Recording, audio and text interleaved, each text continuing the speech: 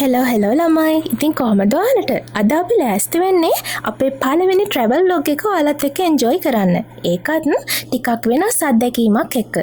කිරිපත්කොට ඉඳන් බයික් එකේ ගිහින් දවසින් කවර් කරන්න පුළුවන් දියඇලි 5ක් view point එකක් වගේම කොළඹ කොළපාට ලෝකෙක ඔයාලා එක්ක අතර මං වෙන්නයි යන්න හදන්නේ.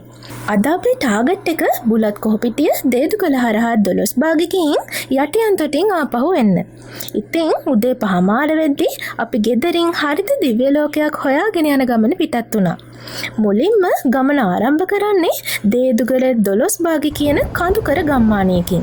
තියෙන්නේ සබරගමුව පළාතේ කෑගල්ල දිස්ත්‍රික්කයේ.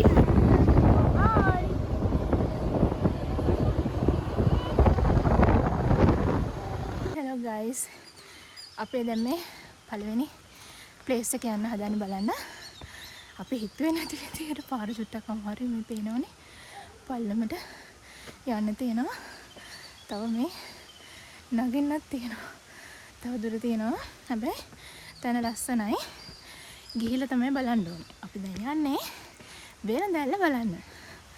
අපි එතනට ගිහිල්ලා හම්බ වෙමු. පරිසරයේ තියෙන්නේ වතුර පාරක සද්දකුත් ඇහෙනවා පැත්තකින්. ඔක්කොම කුරුල්ලන්ගේ සද්ද.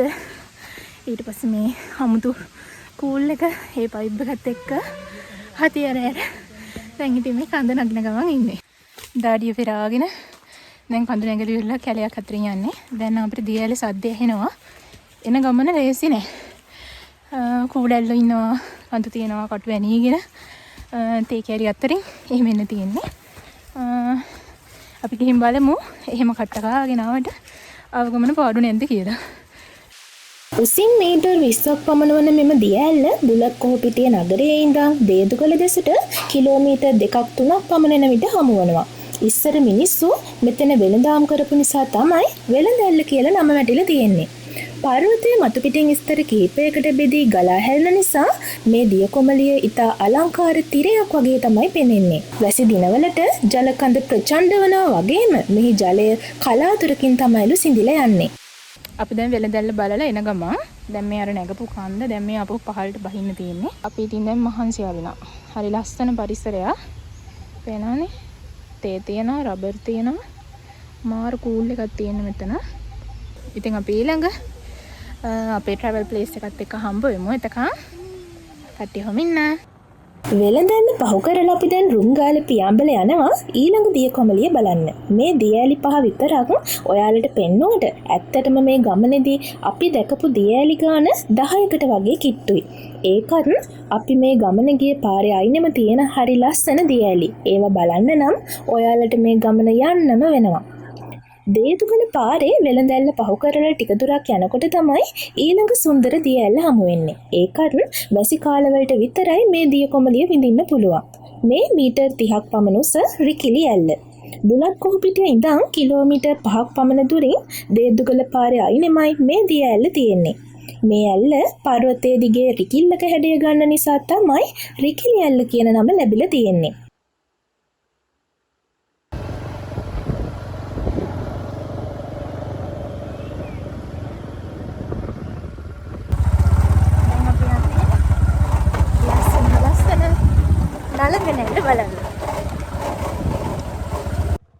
දේදුගල පාරේ හමු වෙන ඇලි අතරින් වැඩිම සංචාරක ආකර්ෂණයක් දිනාගත්තු ඒ වගේම හරිම කලාත්මක හැඩයක් තියෙන දියඇල්ලක් තමයි අපි දැන් බලන්න යන නලගන ඇල්ල.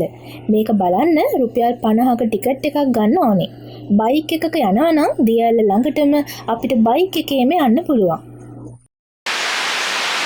මේ කියන්නේ අපේ තුන්වෙනි දියඇල්ල බුලත් කොහොපිටියෙන් බලන්න තියෙන සංචාරකයන්ට වැඩිම ආකර්ෂණය දිනාගත්තු දියඇල්ල තමයි නලගන ඇල්ල කියන්නේ.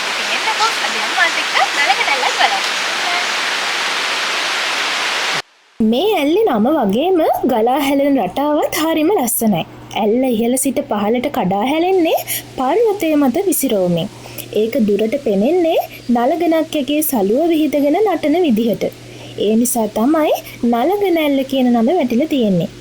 උසින් මීටර් 40ක් පමණ වන අතර කොටස් කිහිපයකට බෙදී කඩා හැලෙනවා. ඉතින් බලන්නකෝ මෙතන තියෙන ලස්සන කොච්චර හිටියත් එපා වෙන්නේ නැති හරි ලස්සන පරිසරයක් තමයි මෙතන තියෙන්නේ. ඉතින් නලගනේ ලස්සන විඳලා අපි ආයෙත් දිව්‍ය ලෝකයට යන පාරට ආවා. ඒ ඊළඟ දිය කොමලිය බලන්න. අපි දැන් නලගනැල්ල බලලා ඊළඟ ඇල්ල බලන්න යන්න හදන්නේ තමයි රුක්මල් ඇල්ල. මාල් ලස්සන view එකක් තියෙන කොළම කොළ පාට. අවුව වුණාට අපිට චූටි මහන්සියක් දැනෙන්නේ නැහැ. මේ බලන්නකෝ කොච්චර ගියත් එපා වෙන්නේ නැති පාරවල් තමයි මේ. අහසේ නිල් පාට, ගස්වල කොළ පාට එකතු වෙලා අපව පිස්සු වටනවා. හැබැයි මේ යන පාරේ අපිට කිට්ටුවක සෙඩ් එකක් නැහැ.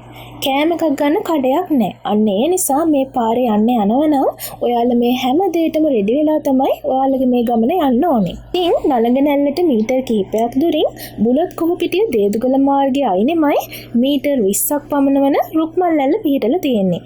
පායන කාලයට උනත් මේ දිය කොමලියේ සුන්දරත්වයේ වෙනසක් වෙන්නේ නැහැ කියලා තමයි කියන්නේ.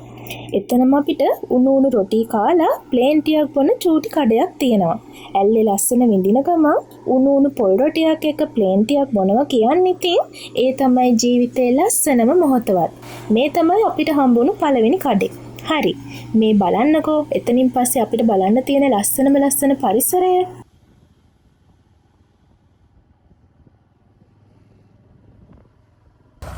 අපි දැන් දේදුගල පහු කරගෙන පළම්පිටියේ පැත්තට යන්නේ. පළම්පිටියේ view point එක බලන්න. අපේ ඊළඟ point එක තමයි එතන. අපි පහුන දැන් අපි පහු කරගෙන ඉඳි අපිට පොඩි රස්නයක් දැනෙනවා. හැබැයි දැන් ටික අපි යන්නේ කන්ද උඩට දිශාවෙන් ඉතින්. ඊට මාරු කූල් එකක් දැනෙනවා. හරියට නුවරඑළිය යනවා වගේ දැනෙන්නේ. අපි බලමු එතන view එක කොහොමද කියලා. දැන් අපි යන්නේ දේදුගල පහු කරලා පැලම්පිටිය පැත්තට යන පාරේ. මේ තමයි මේ මාර්ගයේ භයානකම වගේම ලස්සනම පාර.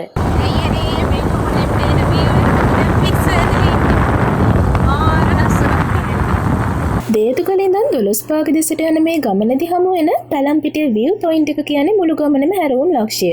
මොකද මේ වෙනකන් දියඇලි පාරාදීසයක හිටිය ගමන මෙතනින් පස්සේ කඳු පන්ති වලින් වැහිලා යනවා. මෙතනට ආවම පහලින් පේන බුලත් කොහුපිටිය සහ කෑගල්ල පැත්තේ කඳු පන්ති පැහැදිලිව ලස්සනට බලන්න පුළුවන් වෙනවා. කොළපාට තේවතු යායක් මැද්දෙන් හරි පුංචි පාරක තමයි අපේ දැන් ගමන් මාර්ගය වැටිලා තියෙන්නේ. බයික් එකක වගේ යද්දී අපිට මේ ලස්සන උපරිමයෙන් විඳින්න පුළුවන් වෙනවා. ඇත්තටම චිත්‍රයක් වගේ. මට දැනුනේම චිත්‍රයක් ඇතුලේ මං ජීවත් වෙන්න පටන් ගත්ත කියලා. ඔයා මොන ප්‍රශ්නයක හිටියත් මේ පරිසරයට පුළුවන් එක තප්පරෙන් ඒ හැමදේම අමතක කරවල දාන්න. මනසට දැනෙනේ සනීපේ හදවතින්ම විඳින්න. ඇත්තටම මේ පරිසරයේදී මට මාවම ලැබුණා. අපි දැන් යන්නේ ඕඩුවැල්ල බලන්න. ඕඩුවැල්ල බලන්න යන්න තියෙන්නේ ලස්සන රබර් යායක් නැත්තේ. රබර් තියෙනවා පාර දෙපැත්තෙම. ඒ තියෙන පූල් එකත් එක්ක, ඒ තියෙන උඩ වයිප් එකත් එක්ක අපි ඕඩුවැල්ල ලස්සන බලන්න. රබර් යායක් මැද්දෙන් යන්න තියෙන නිසා ඒ හුලම් පාර හරි සැරයි. ඒ වගේම යන්න තියෙන පාර හදලා තිබ්බත් බයික් එකේ යද්දි ගැස්සෙනවා වැඩි. ඉතින් අපහසුතාවයක් දැනෙනවා නම් සමා වෙන්න. හරි. දැන් අපි යන්නේ යටි අන්තර තියෙන දැවැන්තම සුන්දරත්වයේ ගාවට. මේ තමයි මීටර් 127ක් උස ලංකාවේ 6 වෙනියටම උසම දියඇල්ල. යටි අන්තරට ඉඳන් බුලත් කොහුපිටිය සීපෝත් රූට් එකේ යද්දී අපිට මේ ඇල්ල බලන්න පුළුවන්. ඒ වගේම තවත් දියඇලි මහා ගොඩක් මේ මාර්ගය දෙපස ලස්සනට ගලාගෙන යනවා. කිරිබත්ගොඩින් උදේ 5 මාරට පටන් ගත්ත අපේ මේ ගමන හවස 6 වගේ වෙද්දී කිලෝමීටර් 250කටත් වඩා වැඩි බයික් රයිඩ් එකකින් අවසන් කරනවා. සුන්දර දියඇලි 5ක් view point එකක්. මේක ඇත්තටම ජීවිතේට එකතු කරගන්න ඕනේ අත්දැකීමක්. අපේ පළවෙනි travel log එක නිසා අඩුපාඩු ඇති. ඉතින් ඔයාලගේ අදහස් පහලින් කමෙන්ට් කරගෙන යන්න. ඒ වගේම අපි ආයෙත් ඊළඟ වීඩියෝ එකකින් ලස්සන තැනකින් හමු වෙනකන් ඔයාලට බුදු සරණයි.